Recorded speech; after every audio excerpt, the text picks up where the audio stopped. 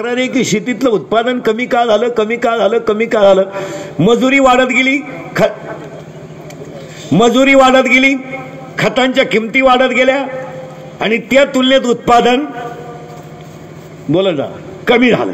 खताच्या किमती वाढत गेल्या, मजूर वर्ग वाढत गेला आणि उत्पादन कमी झालं. याचं कारण काय? What is that reason behind it? Educated मंडळी जरा ऐका. आपल्या जमिनीमध्ये असणारं पिकासाठी लागणारं जे कॅल्शियम आहे, मॅग्नेशियम आहे, पाण्याचा पीएच आहे, जमिनीचा पीएच आहे, केमिकल युक्त खतांमुळे आणि अतिरिक्त पाण्यामुळे आपल्या जमिनीची उत्पादन क्षमता कमी झाली. हे तुम्हाला कधीही मान्य करावं लागेल.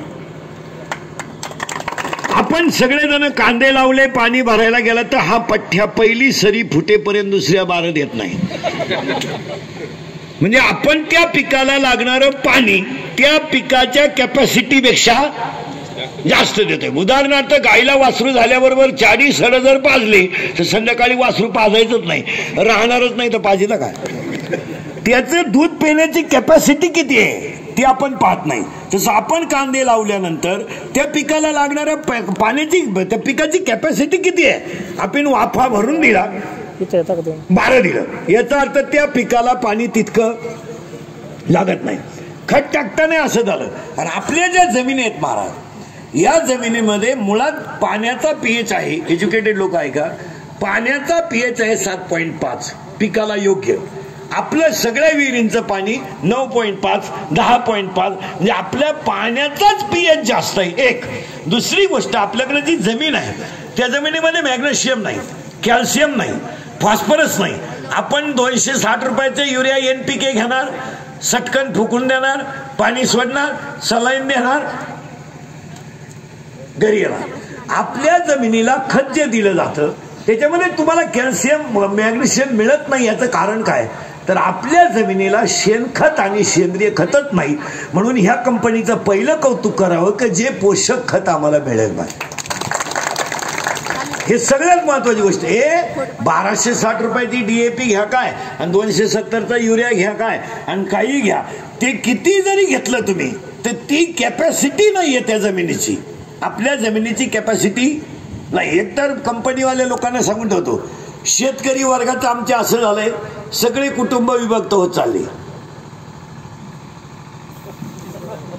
सगळे कुटुंब विभक्त चालले. शेती जेवढीच्या तेवढी आहे, जरा ध्यानात घ्या. आपणही बी शेती तेवढी तेवढीच आहे, कुटुंब झाले विभक्त. वाहिले निघल्यामुळे प्रत्येकाला घर बांधायची पाळी आली एक, त्याच्या सोडून गोठा बांधायची पाळी आली एक. सगळ्यांच्या जागा गोठ्यात राहण्यातच गेल्या.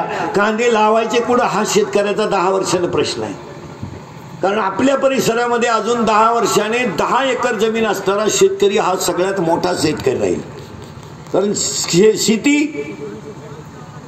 कमी होणार आणि शेतीवर उपजीविका करणाऱ्यांची संख्या वाढणार आहे. उपजीविका करणाऱ्यांची संख्या वाढली आणि शेती कमी झाली आणि कमी झाल्यामुळं शेती झाली कमी, उत्पादन तर त्याच्यापेक्षा कमी, पण खाणाऱ्यांची संख्या शेतीवर झाली जास्त आणि केमिकल युक्त खतांमुळे जमिनीची उत्पादन क्षमता झाली कमी.